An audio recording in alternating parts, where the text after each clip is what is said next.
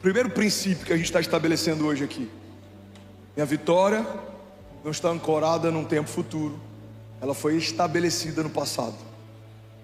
Quando Jesus declarou está consumado, toda a minha história de milagres foi estabelecida naquele dia.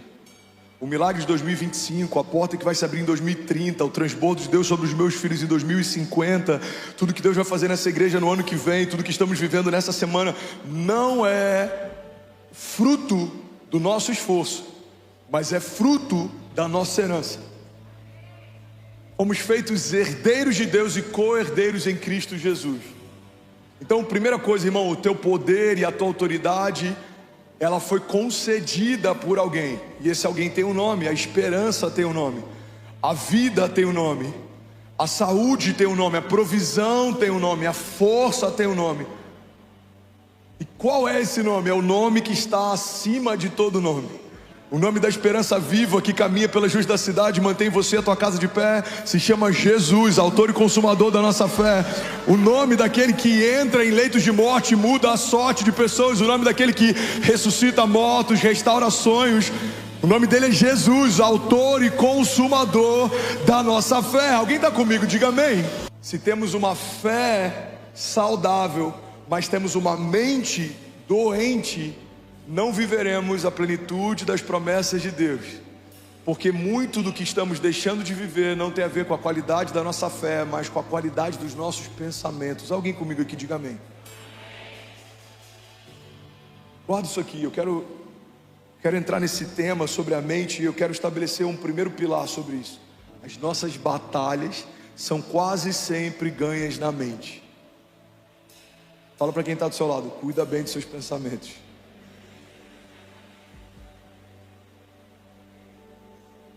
Deus está dizendo para o seu povo sendo levado cativo: eu bem sei os pensamentos que eu tenho a respeito de vocês, diz o Senhor, pensamentos de paz e não de mal, para te dar o fim que você deseja. Deus tem pensamentos a nosso respeito. O que a gente precisa, igreja? Precisamos enxergar o que Deus enxerga, nos ver como Deus nos vê, para começar a pensar como Deus pensa. Você pode ter pensamentos de mal a teu respeito, você pode ter crises de inferioridade, complexos, traumas, mas o que Deus pensa a teu respeito é isso que importa. Por quê? Porque tudo que passa disso é sentimento. Sentimento passa, irmão. Já ouviu aquela frase: se está com medo, vai com medo mesmo? Por quê? Porque medo é um sentimento.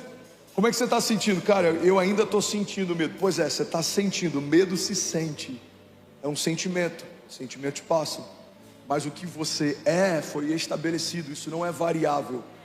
Quem você é? Você é justificado pelo sangue de Jesus.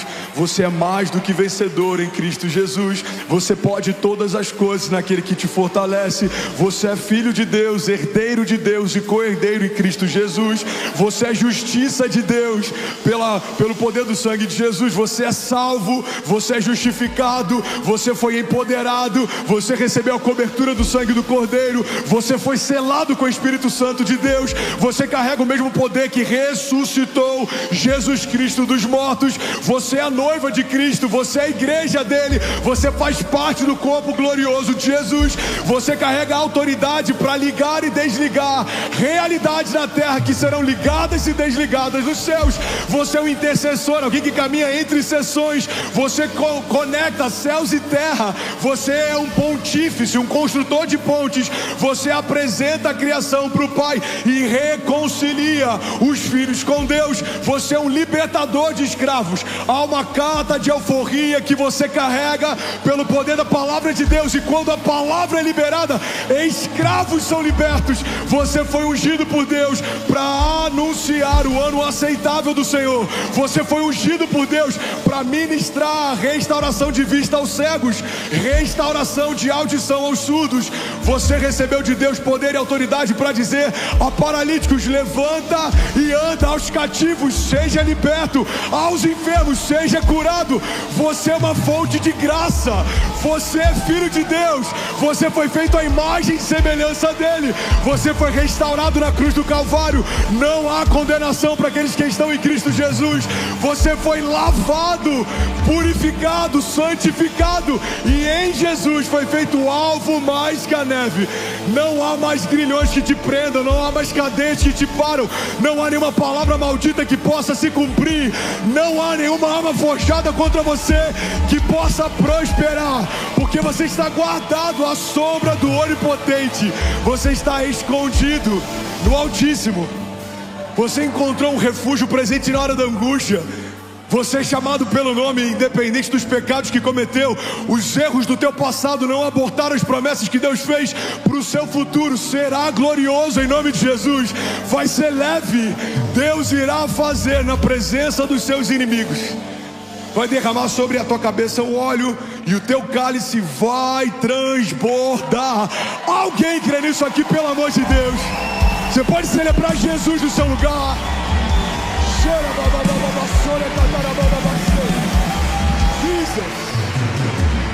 Jesus, aleluia. Sabe que alguém pode dizer: ainda bem que eu vim, Jesus?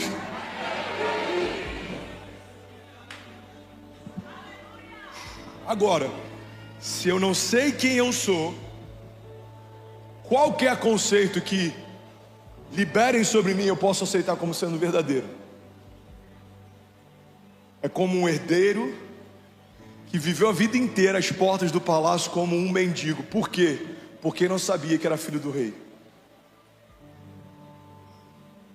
É como, eu vou usar uma comparação completamente chula, mas vai ser bem compreendida para muita gente. É como alguém que ganhou na Mega Sena, mas não tem ideia que no bolso do seu casaco está um bilhete premiado. É como alguém que tinha um avô bilionário que colocou com o seu nome uma herança, mas você não tem ideia que ele existia. E o que vai acontecer? Vai morrer sem usufruir, porque não sabia aquilo que estava disponível. É por isso que existem pessoas salvas em Cristo Jesus, passando dificuldade e acreditando que isso faz parte de um projeto de Deus para si.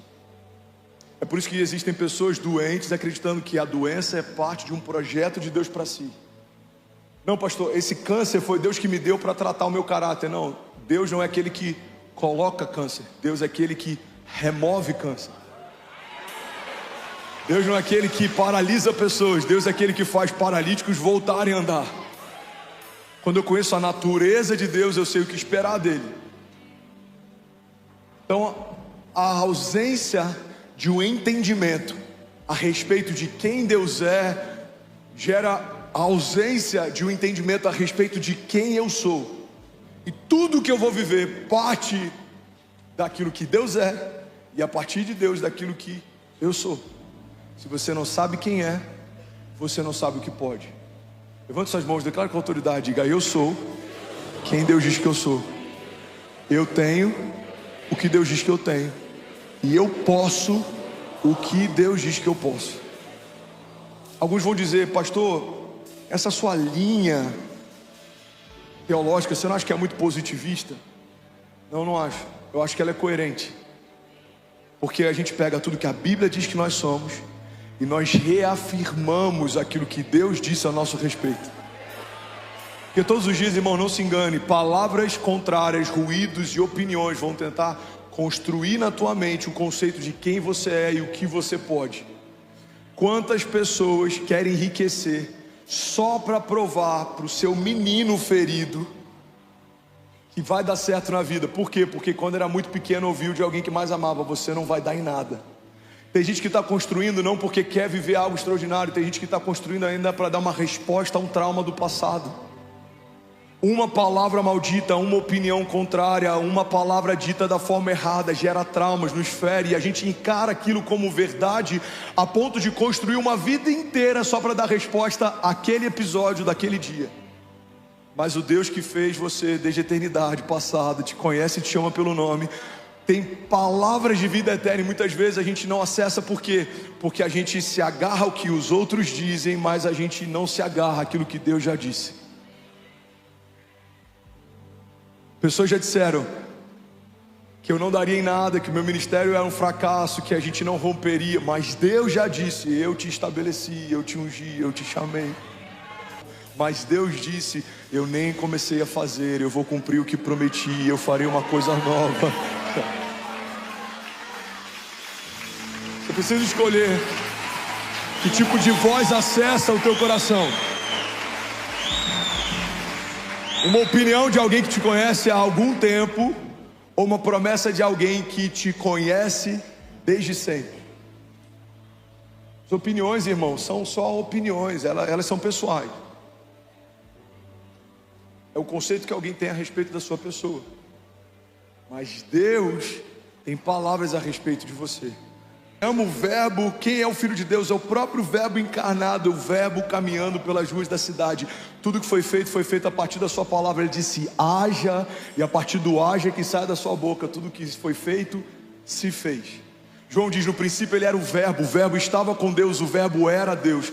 Todas as coisas foram feitas por meio dele, sem ele nada do que foi feito se fez. A palavra de Deus diz em outro momento: todas as coisas podem passar, mas as minhas palavras não passarão, diz o Senhor. Se existem opiniões que se dissolvem com o tempo, se existem opiniões de homens que passam com o tempo, irmão, não é nesse lugar que você deve ancorar a tua expectativa, porque existem promessas de Deus que duram para sempre, são invariáveis, imutáveis, e as palavras que Deus disse a teu respeito, essas são vida e verdade para você. Se você crer e não duvidar, assim vai acontecer. A Bíblia diz que tudo é possível ao que crê. Deus já disse algo a teu respeito, creia nisso. Deus já estabeleceu algo ao teu futuro, creia nisso. Deus já declarou algo sobre a tua família, creia nisso. Precisamos crer naquilo que Deus fala e duvidar daquilo que os outros dizem. Irmão, não duvide da sua fé, duvide das suas dúvidas. Eu não sei se vai acontecer, duvide dessa dúvida. Eu não sei se vai se abrir, duvide dessa dúvida. Agora Deus já disse: vai acontecer, vai se abrir, você vai romper, os seus filhos serão uma bênção, a sua família está guardada. No meio da crise, da seca, você não vai passar necessidade, você não pedirá emprestado, mas emprestará às nações. Os seus filhos serão abençoados e os filhos dos seus filhos. Tudo que você fizer prosperará. Se você for um homem temente ao Senhor, se você for um homem que confia no Senhor, você vai correr e não vai se cansar. Irmão, você precisa crer naquilo que Deus já disse e colocar no lugar secundário aquilo que os outros estão dizendo. Alguém está comigo aqui? Coloque a sua fé em ordem. Fala para quem está do seu lado: coloque a sua fé em ordem. E alguma chave está te tocando, digita aí agora: coloque a sua fé em ordem. Aleluia. Existe uma paz que supera o medo. Lembra do que eu falei ainda há pouco? A fé não é a negligência de um problema, mas é o estabelecimento de uma realidade superior ao problema existente. Em outras palavras, a fé não significa você fingir que o problema não existe, mas você estabelecer uma realidade acima desse problema. Assim como a paz que Deus nos dá é uma paz que supera o medo existente. Assim como a paz que Deus nos dá é uma paz que excede o nosso entendimento. Quando fala sobre exceder o entendimento, quando fala sobre superar o entendimento, está declarando o seguinte: pode até haver medo, pode até haver guerras, pode até haver crise, pode até haver tempestade, mas a paz que eu te dou é uma paz que excede o entendimento. E é por isso que alguém firmado em Deus confunde aqueles que estão ao seu redor quando caminham em paz, mesmo em tempos de crise. As pessoas não vão entender como você não está abatido, passando pelo que está passando. Você vai declarar: porque o que eu estou passando vai passar, mas as palavras de Deus a meu respeito não passarão. Filipenses 4:6. Não andem ansiosos por coisa alguma, mas em tudo, pela oração e súplicas, e com ações de graças, apresentem os seus pedidos a Deus. E a paz de Deus, aqui é o que a gente vai fazer, é o nosso posicionamento, versículo 6. Versículo 7 vem a resposta ao nosso posicionamento. E a paz de Deus, que excede todo entendimento, guardará os seus corações e as suas mentes em Cristo Jesus. Alguém pode dizer glória a Deus por isso? Versículo 8, finalmente, irmãos, tudo que for verdadeiro, tudo que for nobre, tudo que for correto, tudo que for puro, tudo que for amável, tudo que for de boa fama, se houver algo de excelente ou digno de louvor, pensem nessas coisas. O que me chama a atenção? Você pega aqui Filipenses 4, 6, no versículo 6, no versículo 7 e no versículo 8. Fala a respeito da mente e dos pensamentos. Versículo 6, não andem ansiosos. Versículo 7, existe uma paz que excede todo o entendimento, que guardará os seus corações, ou seja, o centro das suas emoções e sentimentos e as suas mentes. Versículo 8, então pensem em todas essas coisas. O problema é que muitas vezes a gente ouve a palavra no domingo, mas a gente pensa em tudo que não é de Deus ao longo da semana. Uma chave que Deus me deu lá na América, eu já preguei sobre isso tantas vezes, mas pode ser novo para alguém aqui. Não faça das suas crises o seu devocional. Não comece o teu dia assistindo o noticiário, porque a notícia de hoje te abate, mas existe uma boa nova que te eleva, que te inspira. Qual é a boa nova? Qual que é a boa notícia? Cristo morreu, mas ao terceiro dia ressuscitou, e Ele está sentado à direita do Pai, e Ele intercede por nós. Qual é a notícia de hoje? O trânsito está mal, os dias são maus, pais se voltando contra filho, incesto, aborto, guerras. André, você está dizendo que eu tenho que fechar então os meus ouvidos para as realidades de hoje? Não, estou dizendo que antes de você ouvir as realidades de hoje, você precisa se encher das realidades de sempre. Porque quando algo temporário bater a porta, algo eterno vai abri-la. Pega isso aqui em nome de Jesus, irmão. Alguém está recebendo algo de Deus nessa manhã? Quando algo temporário bater a porta, algo eterno vai abri-la. Então quando o dia mal bater a porta, um Deus que é bom vai dizer, já está ocupado. Quando a crise de hoje bater a porta, o Jeová Jireh, o Deus da provisão, vai abrir e vai dizer, já está ocupado. Alguém aqui comigo? Quando pensamentos de mal, quando pensamentos ansiosos baterem a porta, a paz que excede todo entendimento vai abrir e vai falar, já está ocupado. Quando estamos ocupados, preenchidos, transbordando, cheios dos pensamentos e das realidades de Deus, não há espaço para qualquer pensamento e realidade transitória, temporária. A Bíblia fala que aquilo que podemos ver ou tocar é transitório, mas aquilo que não vemos é eterno. As nossas aflições que temos passado, mesmo sendo leve e momentâneo, é transitório, é passageiro, mas estão gerando para nós uma glória eterna que pesa mais do que todas elas. Alguém pode dizer glória a Deus por isso? Hebreus 11:1 fala a respeito de uma certeza. Ora, a fé é a certeza de coisas que se esperam e a convicção de fatos que não se veem. A fé é uma certeza. Qual é a certeza que você tem, André? De que tudo que Deus já disse não é algo que ainda vai acontecer, é algo que nos céus já aconteceu. O tempo futuro para nós é um tempo que ainda não é acessível. O tempo futuro para Deus é como o hoje e como o ontem. O Pai da eternidade passeia por toda a história como se hoje e ontem e amanhã fosse a mesma coisa. E Ele não só já viu o seu futuro, como Ele já escreveu a respeito dele. E é por isso que Ele diz, aquietai-vos e sabei que eu sou Deus. Eu sei o que está preparado para você. Por quê, Deus? Porque fui eu quem preparei. Eu sei como vai ser o seu amanhã. Por quê, Senhor? Porque fui eu quem preparei. O Senhor já escreveu todos os meus dias no seu livro antes de qualquer um deles existir. Alguém comigo aqui diga amém. no culto, eu queria falar sobre diferentes tipos de mente: mentalidade escrava, mentalidade infantil, a mentalidade de fuga. Mas eu quero finalizar falando sobre a mente de Cristo, porque a despeito de todos esses tipos de mentalidade, você tem a mentalidade de Cristo. 1 Coríntios 2,6 diz assim: todavia, falamos sabedoria entre os perfeitos?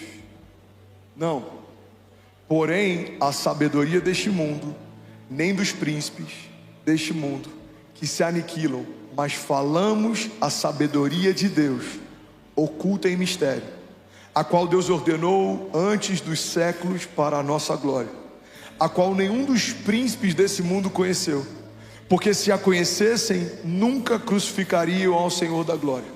Mas está escrito: as coisas que o olho não viu e o ouvido não ouviu e não subiram ao coração do homem, são as que Deus preparou para aqueles que o amam. Mas Deus já os revelou pelo seu Espírito, porque o Espírito penetra todas as coisas, ainda as profundezas de Deus. Porque qual dos homens sabe as coisas do homem, senão o Espírito do homem que nele está? Assim também, ninguém sabe as coisas de Deus, senão o Espírito de Deus.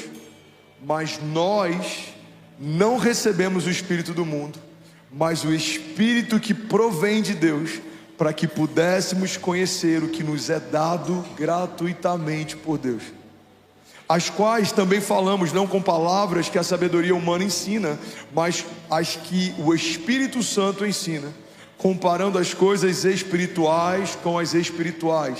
Ora, o homem natural não compreende as coisas do Espírito de Deus, porque lhe parecem loucura, e não pode entendê-las, porque elas se discernem espiritualmente.